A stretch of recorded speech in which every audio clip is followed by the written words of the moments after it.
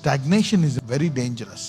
ఒక్కొక్కసారి మన జీవితంలో కొన్ని విషయాల్లో మనం ఇరుక్కుపోయినప్పుడు అందులోంచి బయటికి రావడానికి ఉపయోగపడేది ఏంటో తెలుసా? చూడండి, చదువుదాం ఈ వచనం. ఐజయా 58:6. దుర్మార్గులు కట్టిన కట్లను విప్పుటయు, దుర్మార్గులు కట్టిన కట్లను విప్పుటయు, కాడి మాను మేకులు తీయుటయు. ప్రతి ఒక్కరికి ఏదో ఒక భారం ఉంటుందండి. ప్రతి ఒక్కరికి ఏదో ఒక భారంతో అందరూ బాధపడతా ఉంటారు. బాధింపబడిన వారిని విడిపించుటయు, ప్రతి కాడిని విరగగొట్టుటయు. ఏం చేయాలంట? ప్రతి కాడి.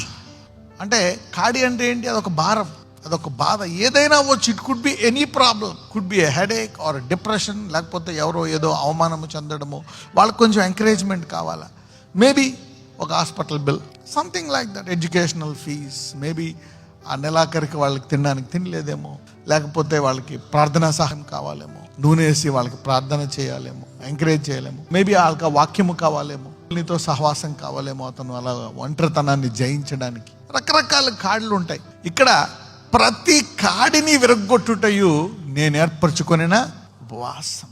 సో ఉపవాసం అంటే చాలా హయ్యర్ ర్యాంక్, చాలా విశ్వాసము అధికముగా ఉంటేనే చేసేది.